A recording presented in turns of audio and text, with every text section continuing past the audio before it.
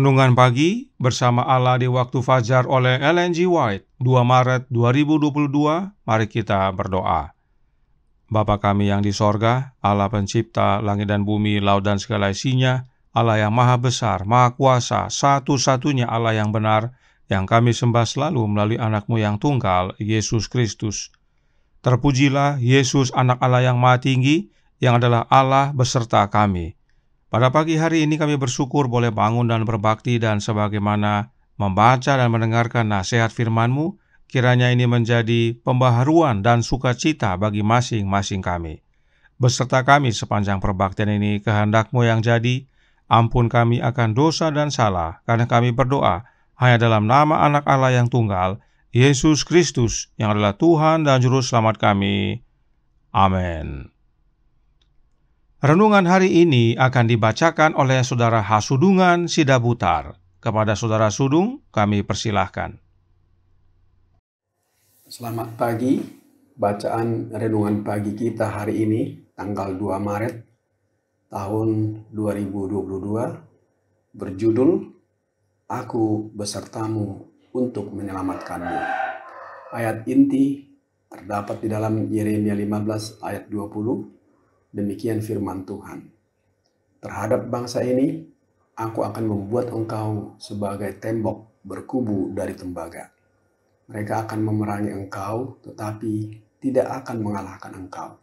Sebab aku menyertai engkau untuk menyelamatkan dan melepaskan engkau. Demikianlah firman Tuhan. Saya telah melihat seorang malaikat berdiri dengan timbangan di tangannya, menimbang pikiran dan minat umat Allah, terutama orang muda. Dalam satu sisi ada pikiran dan minat yang mengarah ke surga. Di sisi lain adalah pikiran dan minat yang mengarah kepada perkara-perkara duniawi. Dan dalam timbangan ini segera turun ke bawah semua bacaan cerita dongeng, pemikiran tentang pakaian dan pertunjukan, kesombongan, keangkuhan, dan lain-lain. Oh, sungguh saat yang hikmat. Para malaikat Allah berdiri dengan timbangan, menimbang pikiran anak-anaknya yang mengaku bahwa mereka telah mati bagi dunia dan hidup bagi Allah. Pikiran yang dipenuhi dengan pikiran tentang hal-hal duniawi, kesombongan, dan keangkuhan dengan cepat turun meskipun ada upaya untuk menguranginya. Yang satu dengan pikiran dan minat yang cenderung ke surga naik dengan cepat, sementara yang lain turun. Dan oh, betapa ringannya itu. Saya dapat memahami apa yang saya lihat, tetapi saya tidak pernah dapat memberikan kesan serius dan jelas dalam pikiran saya, hingga saya melihat malaikat dengan timbangan yang menimbang pikiran dan minat umat Allah. Malaikat itu berkata, "Bisakah orang seperti itu masuk surga? Tidak, tidak pernah. Beritahukan kepada mereka bahwa harapan yang sekarang mereka miliki sia-sia, dan kecuali mereka dengan cepat bertobat dan memperoleh keselamatan, mereka harus binasa." Suatu bentuk kesalehan tidak akan menyelamatkan siapapun. Semua harus memiliki pengalaman hidup yang dalam. Ini saja yang akan menyelamatkan mereka pada saat kesusahan. Kemudian pekerjaan mereka akan diuji. Dan jika didapati pekerjaan itu seperti emas, perak, atau batu mulia, mereka akan disembunyikan seperti di dalam tempat rahasia Allah. Tetapi jika pekerjaan mereka adalah kayu, jerami, dan tunggul, tidak ada yang bisa melindungi mereka dari keganasan murka Yahweh. Testimonis jilid 1 halaman 124 dan 125. Demikian bacaan renungan pagi kita pada pagi ini. Terima kasih. Tuhan Yesus memberkati. Terima kasih atas penata layanan Saudara Sudung. Tuhan Yesus memberkati. Selamat pagi, saudaraku dalam Tuhan. Pekabaran renungan hari ini sudah kita bahas pada pekabaran renungan kemarin tanggal 1 Maret 2022. Namun yang menarik adalah renungan hari ini mengambil ayat intinya dari Yeremia 15 ayat 20.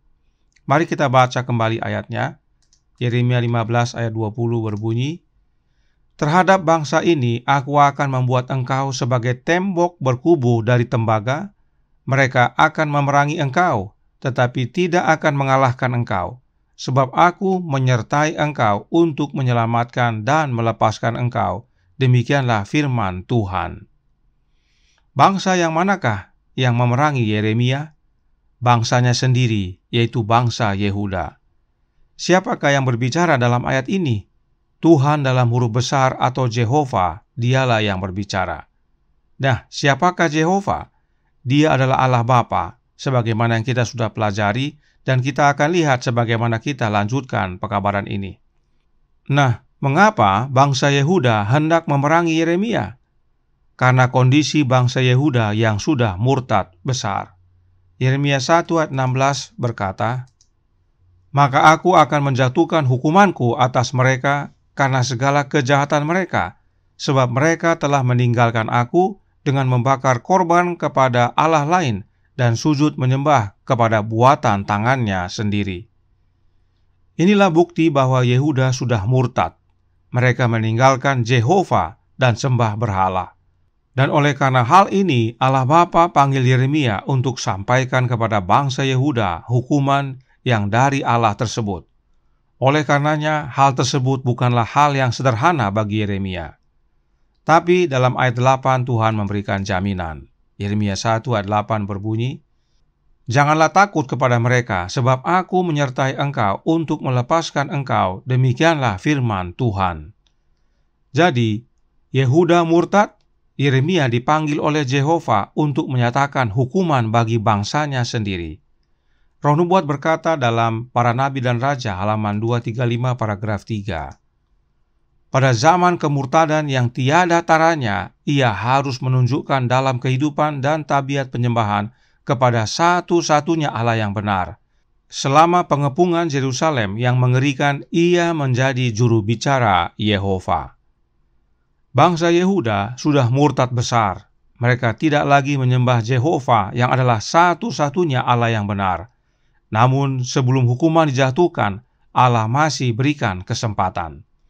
Para Nabi dan Raja halaman 236 paragraf 5 menjelaskan, melalui Yeremia, firman Tuhan kepada umatnya ialah, "Kembalilah, hai Israel, perempuan murtad. Mukaku tidak akan muram terhadap kamu, sebab aku ini murah hati, demikianlah firman Tuhan. Tidak akan murka untuk selama-lamanya. Hanya akuilah kesalahanmu, bahwa engkau telah mendurhaka terhadap Tuhan, Allahmu. Kembalilah, hai anak-anak yang murtad, demikianlah firman Tuhan, karena aku telah menjadi Tuhan atas kamu. Engkau akan memanggil aku Bapakku, dan tidak akan berbalik dari mengikuti aku. Kembalilah, hai anak-anak yang murtad, aku akan menyembuhkan engkau dari murtadmu." Yeremia 3 ayat 12-14, ayat 19 dan ayat 22. Apakah Israel dan Yehuda menurut? Oh tidak. Akhirnya Yehuda diserang oleh Nebukadnezar dan banyak orang Yehuda yang ditawan ke Babel. Sementara itu, Yeremia, meski mendapat ancaman, aniaya dan bahkan hendak dibunuh, tetapi Tuhan, yaitu Allah Bapa, melepaskan Yeremia. Nah, sekarang mari kita lihat bukti bahwa Jehovah tersebut Allah Bapa dari tulisan Yeremia. Mari kita baca Yeremia pasal 10 dan khususnya ayat 8-10. Yeremia 10 ayat 8-10 berkata, "Berhala itu semuanya bodoh dan dungu. Petunjuk dewa itu sia-sia, karena ia hanya kayu belaka. Perak kepingan dibawa dari Tarsis dan emas dari Ufas. Berhala itu buatan tukang dan buatan tangan pandai emas. Pakaiannya dari kain ungu tua dan kain ungu muda, semuanya buatan orang-orang ahli. Tetapi Tuhan adalah Allah yang benar, dialah Allah yang hidup dan Raja yang kekal. Bumi gonjang karena murkanya dan bangsa-bangsa tidak tahan akan geramnya." Suatu perbandingan yang kontras antara berhala dan Tuhan. Nah, Dalam ayat 10 dengan jelas dinyatakan bahwa Tuhan dalam huruf besar adalah Allah yang benar, Dialah Allah yang hidup dan Raja yang kekal. Tentang Allah yang benar, Yesus berkata dalam Yohanes 17 ayat 3, "Inilah hidup yang kekal itu, yaitu bahwa mereka mengenal Engkau, satu-satunya Allah yang benar, dan mengenal Yesus Kristus yang telah Engkau utus." Ayat ini adalah bagian dari doa Yesus kepada Bapanya, dan dengan jelas Yesus berkata bahwa Bapanya adalah satu-satunya Allah yang benar. Karenanya Jehovah adalah Allah Bapa. Kemudian, siapakah Allah yang hidup? Matius 16 ayat 16 berbunyi, "Maka jawab Simon Petrus, Engkau adalah Mesias, anak Allah yang hidup." Petrus mengakui bahwa Yesus adalah anak Allah yang hidup. Kembali dengan jelas, Alkitab menyatakan bahwa Allah yang hidup adalah Allah Bapa. Bahkan dalam ayat 17, Yesus berkata kepada Petrus, "Berbahagialah engkau Simon bin Yunus, sebab bukan manusia yang menyatakan itu kepadamu, melainkan Bapa-Ku yang di sorga." Jadi, perkataan Petrus tersebut adalah pernyataan Bapanya Yesus kepada Petrus. Artinya, Allah Bapa sendiri mengakui bahwa dirinya adalah Allah yang hidup. Kemudian Yeremia 10 ayat 10 tadi berkata bahwa Jehovah adalah Allah yang kekal. Dalam bahasa Ibrani, Allah yang kekal disebut juga Raja Kekekalan. Kita baca ayat-ayat berikut ini. Mazmur 10 ayat 16 berbunyi, "Tuhan adalah Raja untuk seterusnya dan selama-lamanya, bangsa-bangsa lenyap dari tanahnya." Tuhan dalam huruf besar adalah Jehovah, dan pemazmur akui bahwa Dialah Raja untuk selama-lamanya, Raja yang kekal. Siapakah Dia? Apakah Dia Allah Bapa? Paulus dan Yohanes membantu kita.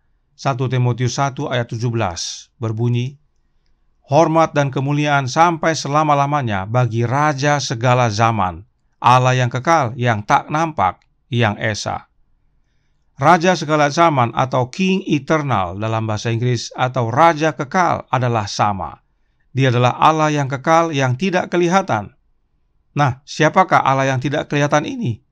Yohanes 1 ayat 18 berbunyi, "Tidak seorang pun yang pernah melihat Allah, tetapi anak tunggal Allah yang ada di pangkuan Bapa, Dialah yang menyatakannya."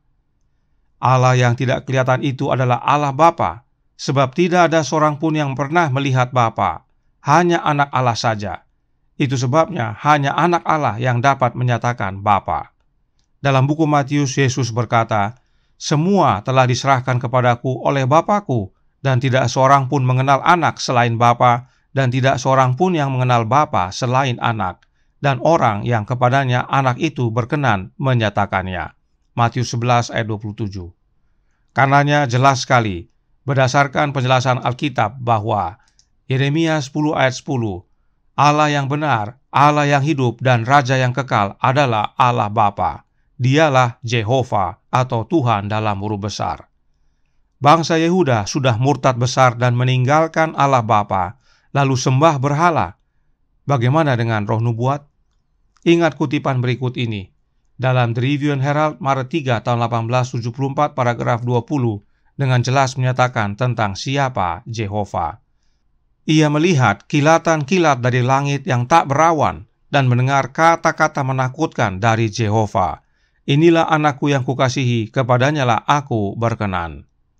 Jelas sekali bahwa Jehovah ini adalah Allah Bapa. Yehuda tinggalkan Allah Bapa lalu sembah ilah lain. Yeremia panggil umat Allah untuk kembali kepada Allah Bapa, sebab Dialah satu-satunya Allah yang benar, Allah yang hidup dan Raja yang kekal. Tetapi Yehuda tidak mau. Malah Yeremia disiksa, dianiaya, dan hendak dibunuh. Mengapa hal ini penting sekali kita pahami? Karena yang menyertai Yeremia dan menyelamatkan Yeremia adalah Allah Bapa. Itulah yang ayat inti renungan hari ini nyatakan. Nah, pertanyaannya adalah, bagaimana Allah menyertai kita? Sebab oleh karena dosa, kita telah terpisah dengan Bapa. Ya, benar, Bapa menyertai kita melalui anaknya. Itu sebabnya Yesus disebut Immanuel, dan memang melalui Yesuslah Allah Bapa menyediakan keselamatannya. Melalui Yesuslah Allah Bapa menyertai kita dan selamatkan kita. Renungan hari ini berkata dalam Bersama Allah di Waktu Fajar halaman 78 paragraf 2. suatu bentuk kesalehan tidak akan menyelamatkan siapapun. Semua harus memiliki pengalaman hidup yang dalam. Ini saja yang akan menyelamatkan mereka pada saat kesusahan. Apakah yang dimaksudkan dengan pengalaman hidup yang dalam atau a deep and living experience? Kita baca Testimonies to Ministers and Gospel Workers halaman 510 paragraf 2. Dijelaskan, setiap hari kita harus memperoleh pengalaman yang mendalam dan hidup dalam pekerjaan menyempurnakan karakter Kristen. Kita harus setiap hari menerima minyak kudus agar kita dapat membagikannya kepada orang lain. A deep and living experience atau pengalaman yang mendalam dan hidup adalah dalam pekerjaan penyempurnaan karakter Kristen, yaitu dengan menerima minyak kudus. Tentang hal ini, Nyonya White menjelaskan dalam suratnya nomor 58 tahun 1900 paragraf 17, berkata, mereka memanifestasikan roh Kristus dalam upaya yang paling sungguh-sungguh dan mereka menerima minyak penyucian yang dilambangkan dengan minyak kudus. Jelas bahwa roh Kristus adalah minyak, yaitu minyak yang kudus. Karenanya, untuk dapat memiliki pengalaman yang mendalam dan hidup, atau a deep and living experience, maka yang kita perlukan adalah roh Kristus, yang adalah minyak yang kudus, agar karakter kita diubahkan menjadi karakter Kristen. Sebab memang hanya karakter yang kita bawa ke dalam kehidupan yang kekal, yaitu karakter sempurna yang dari Yesus Kristus. Inilah pentingnya menerima Kristus yang adalah Immanuel, Allah beserta kita, sebab Bapa beserta kita dan selamatkan kita melalui anaknya, dan kita diubahkan oleh roh anaknya agar menjadi serupa dalam karakter dengan Bapa dan anak, dan itulah kehidupan yang kekal. Tuhan memberkati, saya bawa dalam nama Yesus. Amin. Mari kita berdoa. Bapa kami yang di sorga, Allah pencipta langit dan bumi, laut dan segala isinya, Allah yang maha besar, maha kuasa, sumber segalanya yang kami sembah selalu melalui anak-Mu yang tunggal, Yesus Kristus. Terima kasih atas nasihat indah pagi hari ini melalui pengalaman Yeremia. Bangsa Yehuda telah meninggalkan Allah yang benar, yaitu Allah Bapa. Karenanya Yeremia panggil kembali agar mereka bertobat. Dan panggilan yang sama berlaku bagi kami, agar kami juga kembali untuk menyembah Allah yang benar, yaitu Allah Bapa. Dan teristimewa hanya melalui anaknya, sebab Bapa menyertai dan menyelamatkan kami hanya melalui anaknya yang tunggal, yaitu Yesus Kristus. Karenanya tolong kami ya Bapa, curahkan roh anak-Mu dalam hati ini, agar anak-Mu boleh tinggal dan berkuasa dalam hati kami, mengubahkan kami menjadi serupa dengan Engkau dan anak-Mu dalam karakter. Itulah yang melayakkan kami untuk menerima kerajaan sorga. Beserta kami sepanjang hari ini, kehendak-Mu yang jadi, ampun kami akan dosa dan salah, karena kami berdoa hanya dalam nama anak Allah yang tunggal, Yesus Kristus, yang adalah Tuhan dan Juru Selamat kami. Amin.